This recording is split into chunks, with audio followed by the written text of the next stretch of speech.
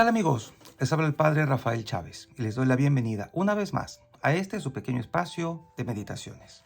Estamos ya a sábado 23 de septiembre y hoy la iglesia celebra la memoria de San Pío de Pietrelcina, presbítero, o como bien lo conocemos, el Padre Pío.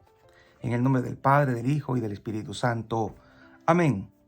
Dios Todopoderoso y Eterno, que concediste a San Pío de Pietrelcina, presbítero, la gracia singular de participar de la cruz de tu Hijo y renovaste por su ministerio las maravillas de tu misericordia, concédenos por su intercesión que, asociados siempre a los sufrimientos de Cristo, lleguemos felizmente a la gloria de la resurrección. Por nuestro Señor Jesucristo, tu Hijo, que vive y reina contigo en la unidad del Espíritu Santo, y es Dios por los siglos de los siglos. Amén. ¿Y quién no ha oído hablar del Padre Pío? Siendo Francesco Forgione su nombre de pila, nació en 1887 en la pequeña aldea italiana de Pietrelcina. Sacerdote capuchino que recibió los estigmas. Vivió 50 años en el monasterio de San Giovanni Rotondo, donde se le buscaba continuamente como consejero espiritual, confesor e intercesor. A pesar de dicha notoriedad, él a menudo decía: «Solo quiero ser un prove fraile que reza». Dedicó su vida a la Eucaristía y a la oración. Murió el 23 de septiembre del año 1968, a la edad de 81 años. El Papa Juan Pablo II anunció la inclusión de este memorial en el calendario romano general en junio del 2002. Se le considera el santo patrono de los voluntarios de la defensa civil y de los adolescentes católicos. Hermosa historia la del Padre Pío. Y la liturgia de hoy comienza con la primera carta a Timoteo, capítulo 6, versículos del 13 al 16. Querido hermano, en presencia de Dios que da vida a todas las cosas y de Cristo Jesús, que dio tan admirable testimonio ante Poncio Pilato, ordeno que cumplas fiel e irreprochablemente todo lo mandado hasta la venida de nuestro Señor Jesucristo, la cual dará a conocer a su debido tiempo Dios, el bienaventurado y único soberano, Rey de los reyes y Señor de los señores, el único que posee la inmortalidad, el que habita en una luz inaccesible y a quien ningún hombre ha visto ni puede ver. A Él todo honor y poder para siempre. Palabra de Dios, te alabamos, Señor. Salmo 99. Entrad en la presencia del Señor con vítores. Aclama al Señor tierra entera. Servid al Señor con alegría. Entrad en su presencia con vítores. Entrad en la presencia del Señor con vítores. Sabed que el Señor es Dios, que Él nos hizo y somos suyos, su pueblo y ovejas de su rebaño. Entrad en la presencia del Señor con vítores. Entrad por sus puertas con acción de gracias, por sus atrios con himnos, dándole gracias y bendiciendo su nombre. Entrad en la presencia del Señor con vítores. El Señor es bueno, su misericordia es eterna, su fidelidad por todas las edades. Entrad en la presencia del Señor con vítores. Y el Evangelio de hoy está tomado de Lucas, capítulo 8, versículos del 4 al 15. En aquel tiempo, mucha gente se había reunido alrededor de Jesús, y al ir pasando por los pueblos, otros más se le unían. Entonces les dijo esta parábola: Salió un sembrador a sembrar su semilla. Al ir sembrando, unos granos cayeron en el camino. La gente los pisó y los pájaros se los comieron. Otros cayeron en terreno pedregoso, y al brotar se secaron por falta de humedad. Otros cayeron entre espinos, y al crecer estos los ahogaron. Los demás cayeron en tierra buena, crecieron y produjeron el 100 por 1. Dicho esto, exclamó: El que tenga oídos para oír, que oiga. Entonces le preguntaron los discípulos: ¿Qué significa esta parábola? Y él les respondió: A ustedes se les ha concedido conocer claramente los secretos del reino de Dios. En cambio, a los demás, solo en parábolas, para que viendo no vean y oyendo no entiendan. La parábola significa esto. La semilla es la palabra de Dios. Lo que cayó en el camino representa a los que escuchan la palabra, pero luego viene el diablo y se la lleva de sus corazones, para que no crean ni se salven. Lo que cayó en terreno pedregoso representa a los que al escuchar la palabra la reciben con alegría, pero no tienen raíz, y son los que por algún tiempo creen, pero en el momento de la prueba fallan. Lo que cayó entre espinos representa a los que escuchan la palabra, pero con los afanes, la riqueza y los placeres de la vida se van ahogando y no dan fruto. Lo que cayó en tierra buena representa a los que escuchan la palabra, la conservan en un corazón bueno y bien dispuesto y dan fruto por su constancia. Palabra del Señor.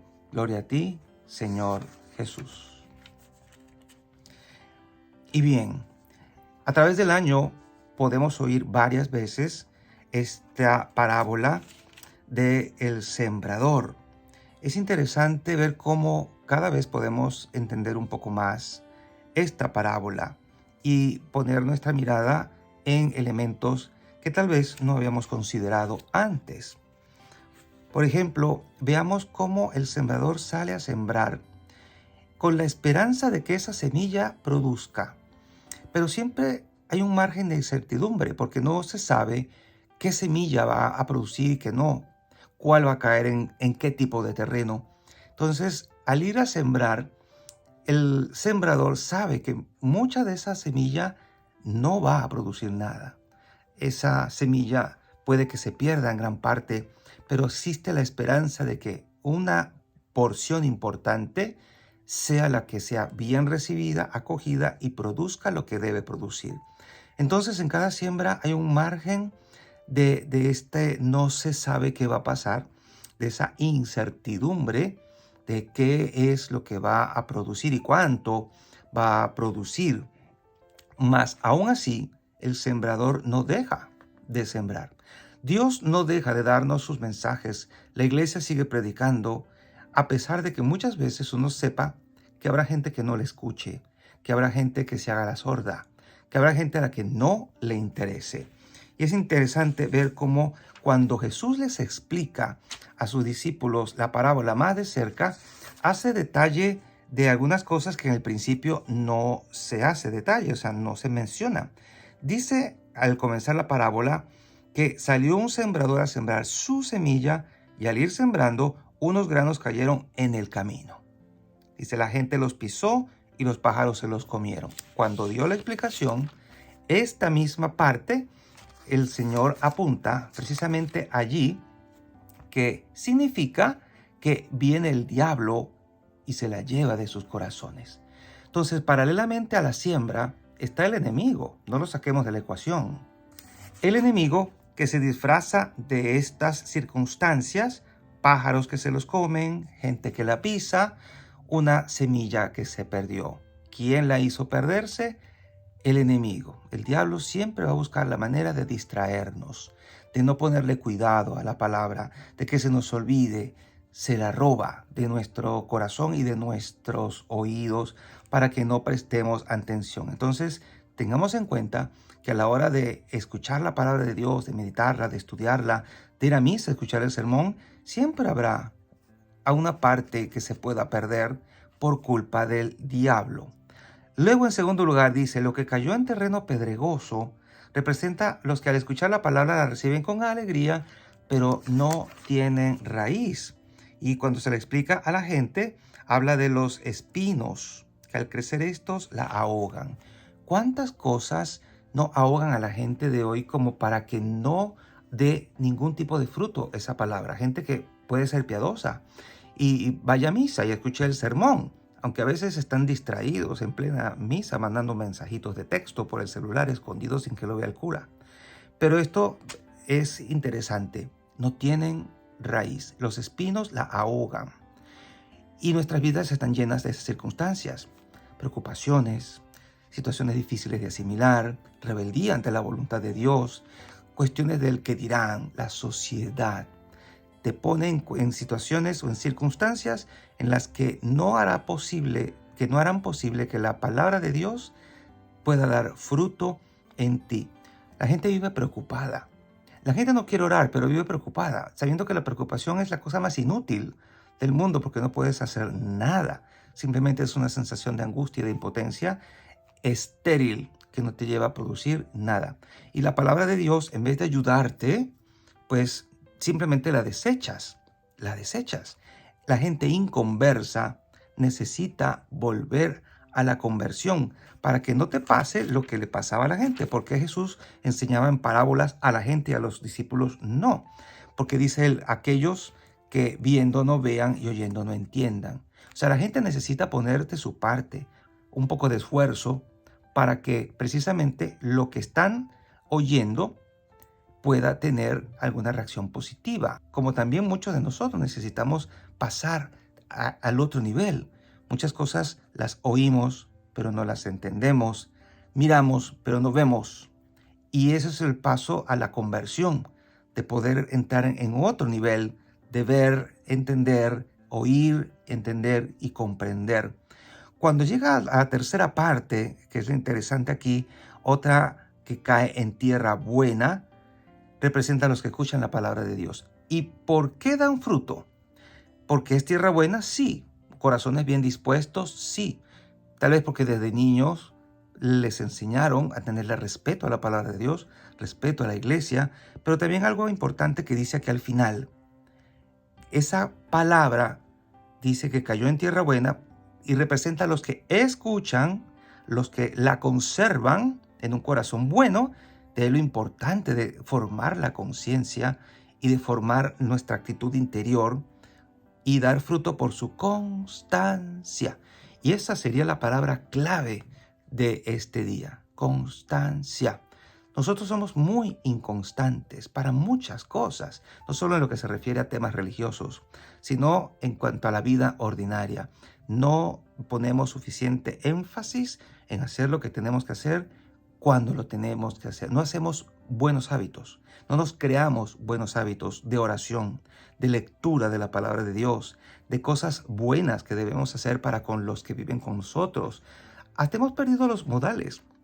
Algo tan simple y tan sencillo como ser cortés, buenos días, buenas tardes, pedir las cosas por favor, se nos van olvidando y dejamos cosas muy humanas por la prisa en la que vivimos. Nos falta constancia, crear buenos hábitos y hacer de esos hábitos un estilo de vida, una forma de vida, para que esa palabra que va a hacer posible que nuestra vida esté edificada sobre roca, pues dé los frutos que debe dar. Paz, paciencia, bondad, longanimidad, los frutos del Espíritu Santo, una vida santa, que es lo que Dios quiere de nosotros, y podamos realmente agradar a Dios y ser felices en esta vida. Me remito a la primera lectura, cuando dice hermosamente, querido hermano, le está hablando a Tito, en presencia de Dios que da vida a todas las cosas y de Cristo Jesús, que dio tan admirable testimonio ante Poncio Pilato, te ordeno, dice Pablo, que cumplas fiel e irreprochablemente todo lo mandado hasta la venida de nuestro Señor Jesucristo. Que cumplas fiel e irreprochablemente. Eso nos falta, fidelidad.